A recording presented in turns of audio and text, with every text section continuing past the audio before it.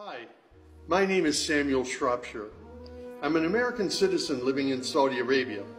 I came here in November 2011, not knowing anything about Islam or the Prophet Muhammad, peace be upon him. Most of what I had heard was extremely negative. In America, our news channels boosted their on-air ratings by regularly sensationalizing breaking news of terrorism. Every 30 minutes, one witnessed horrific scenes of bombings and bloodshed and murder, often one Muslim group fighting against another Muslim group. As killings and beheadings took place, there were always the shouts of Allahu Akbar, Allahu Akbar, God is great. I was invited here to Saudi Arabia by Safi Kaskas to work on what was known as the Q Project. Dr. Kaskas wanted to produce a new, easy-to-read American translation for the next generation of young Americans.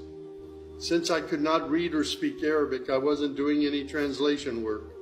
I was simply invited here to check the English to make certain that this new interpretation of the Quran was easily understood.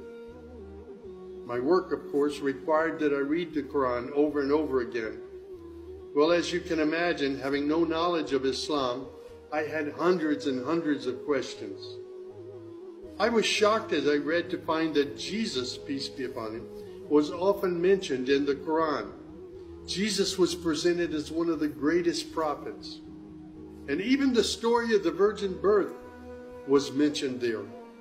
Many of the miracles that Jesus had done, I found them in the Quran. There were even a couple of Jesus miracles mentioned in the Quran that were not mentioned in the Bible. Evenings were mostly spent alone in a bedroom that had been set up for me in Dr. Safi's office. At night, I would stand on the balcony of that building and I would look across a very busy boulevard to a mosque. And I would hear the calls to prayer. I would see men and women coming to the mosque and leaving the mosque. Children were playing football in the mosque parking lot. Except for the minaret, it appeared to me to look like a typical Christian church in America. My heart longed to be in that mosque. I felt compelled by God to go there. A few months later, I got up the courage to walk down the street and to knock on the door of Taqwa Mosque. Now, nobody knocks on the door of a mosque. Normally, they just open the door and they walk right in. But I was not sure how I'd be received, so I stood there knocking until someone came to the door. That person simply said, "May I help you?" I said, "My name is Samuel. I'm a Christian from the United States. Is it okay if I come inside?" And that man, Shafiq Zubair, who was the caller to prayer, he reached out and he hugged me and he said, "Of course, come in." I sat in the back of the mosque during prayer times for 3 days. I didn't understand what was going on. I saw men standing, bowing, putting their heads to the floor as the Imam led them in prayer. I had little knowledge about what was happening, but I felt God's presence in that mosque. And the men of Taqwa Mosque were so friendly to me. After 3 days, I asked Shafiq if he could teach me the first surah of the Quran, Al-Fatiha. This was a necessary element in praying the 5 daily prayers. I was memorizing sounds, but I didn't know what the sounds meant. So I started comparing them with an English translation I had, and I realized that there was nothing in Al-Fatiha that was inconsistent with Christian teaching. There I read the encouraging words that God was the most merciful, the distributor of mercy and forgiveness. My heart was being strangely touched by the words of the Quran and the love displayed by the men of Taqwa Mosque. Dr. Sadiq Malki would later drive me to the Islamic Education Foundation in Al-Hamra neighborhood of Jeddah, where I said Al-Shahada. According to Islam, we're all equal. There's none above another. There are scholars, but their role is educational. As for the relationship with God, it's personal, it's direct. The faith itself is simple and clear. It's summed up in just 6 points. There is one true God who is unlike any other being. He is neither born nor does he give birth. He has neither spouse nor offspring. Nothing is comparable to him. He's all-powerful. He knows everything perfectly. He is the most merciful. Secondly, a belief in the angels, who are indeed the servants of God. They obey God's bidding and they do whatever they're commanded to do. They don't have any free choice. Thirdly, there's a belief in divine revelations. Islam acknowledges that God revealed scriptures including the Torah, the Gospel, the Psalms. However, down through the ages, many of these divine revelations had become distorted and somewhat corrupt.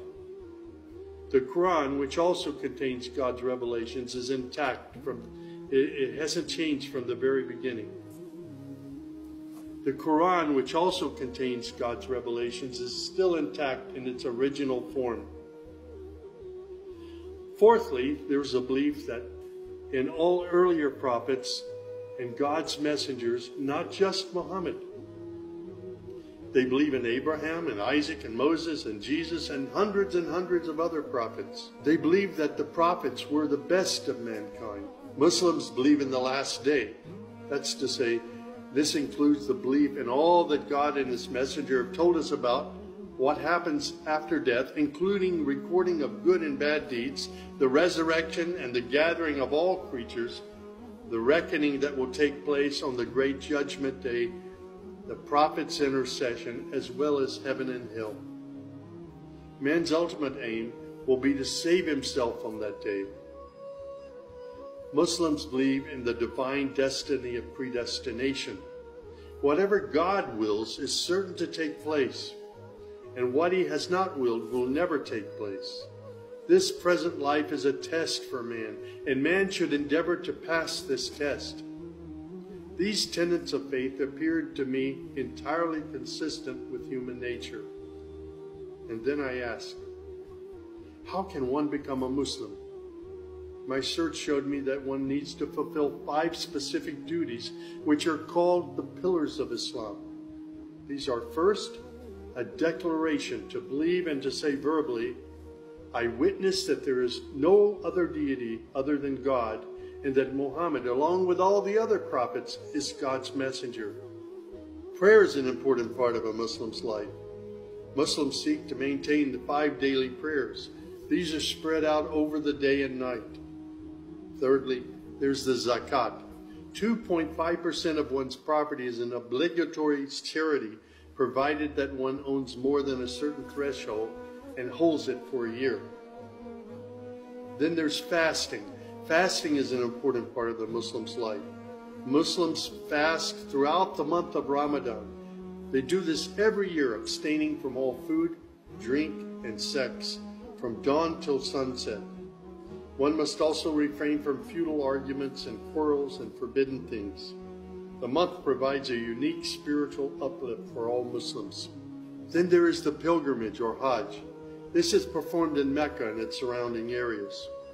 It's a duty to fulfill this pilgrimage once during one's lifetime, provided that one is physically and financially capable of doing so.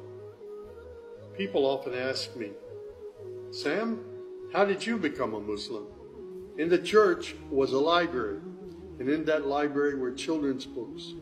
One of the books my mother got over and over again was called The God of Abraham. In that book were beautiful color photos of camels and deserts.